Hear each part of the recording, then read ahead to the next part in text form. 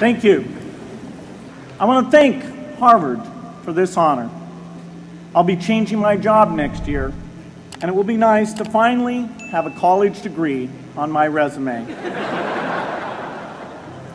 I applaud the graduates for taking a much more direct route to your degrees. For my part, I'm just happy that the Crimson called me Harvard's most successful dropout. I guess that makes me valedictorian of my own special class. I did the best of everyone who failed. But I also want to be recognized as the guy who got Steve Ballmer to drop out of business school.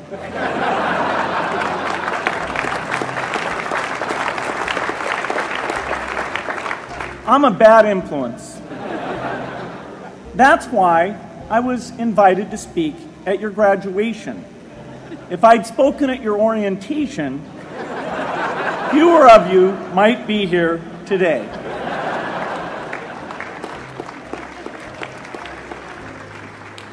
Harvard was a phenomenal experience for me. Academic life was fascinating. I used to sit in on lots of classes that I hadn't even signed up for. And dorm life was terrific. I lived up at Radcliffe in Currier House. There were always a lot of people in my dorm room late at night discussing things because everyone knew that I didn't worry about getting up in the morning. That's how I came to be the leader of the antisocial group. We clung to each other as a way of validating our rejection of all those social people. Radcliffe was a great place to live. There were more women up there, and most of the guys were math science types.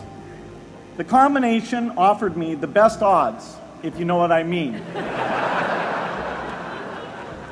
That's where I learned the sad lesson that improving your odds doesn't guarantee success.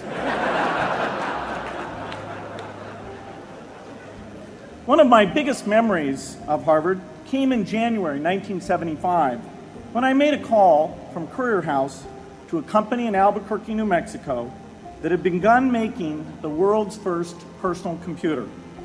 I offered to sell them software. I worried they would realize I was just a student in a dorm and hang up on me.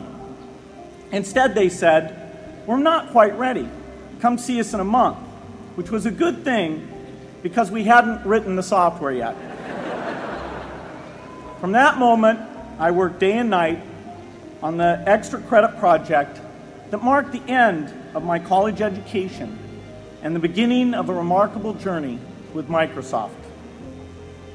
What I remember above all about Harvard was being in the midst of so much energy and intelligence. It could be exhilarating, intimidating, sometimes even discouraging, but always challenging.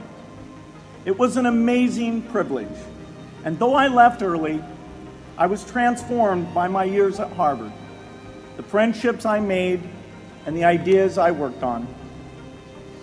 But taking a serious look back, I do have one big regret. I left Harvard with no real awareness of the awful inequities in the world, the appalling disparities of health and wealth and opportunity that condemn millions of people to lives of despair.